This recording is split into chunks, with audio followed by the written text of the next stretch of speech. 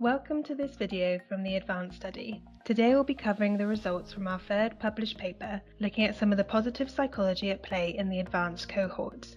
All participants in the ADVANCE study deployed to Afghanistan and were exposed to a war zone environment. We have previously discussed how those who sustained a combat injury whilst on deployment to Afghanistan were more likely to report depression, anxiety, or PTSD compared to those who were uninjured. However, type of injury was important to consider, as those who sustained an amputation injury had similar rates of mental illness compared to our uninjured group, and those who sustained non-amputation injuries had greater rates of these disorders. But these aren't the only possible mental health consequences of being exposed to war zones or injury.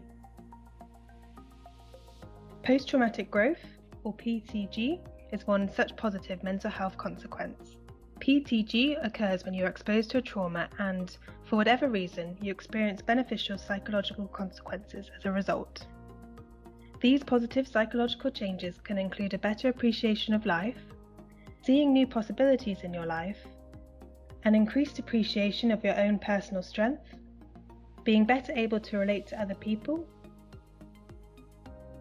or changes in your spiritual understanding of the world. So why is it important to investigate something like post-traumatic growth in the ADVANCE study?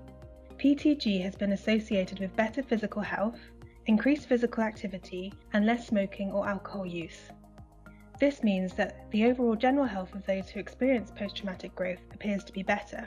So the more we can understand about PTG, the more likely we can develop interventions that elicit this positive growth instead of illness for future soldiers.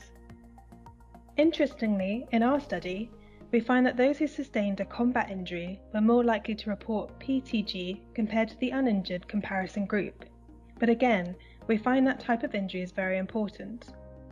Those who sustained an amputation-related injury were much more likely to report a large degree of PTG compared to the uninjured group. Those who sustained a non-amputation injury reported similar levels to the uninjured group. We also investigated what factors mediated the relationship between sustaining a combat injury and experiencing post-traumatic growth. As we suspected, depression and PTSD partially mediated this relationship and were associated with being less likely to report PTG. Remarkably, we also found that pain partially mediated this relationship, and that experiencing pain increased your likelihood of reporting PTG. We suspect that pain might act as a reminder of the injury or deployment. Rumination on the traumatic event is a necessary component of PTG, and pain would act as an active reminder of a person's deployment to Afghanistan, though we would need to do more research to understand if this is actually the case. And why were amputees more likely to report PTG? We suspect that maybe those who sustained an amputation injury from Afghanistan may have had easier access to therapeutic or charitable services after leaving the military. Through these services, injured personnel may have had more opportunities to elicit positive growth. A next step in our research involves investigating whether post-traumatic growth is associated with objective measures of health, specifically cardiovascular health. We'll be reporting on this hopefully later in the year.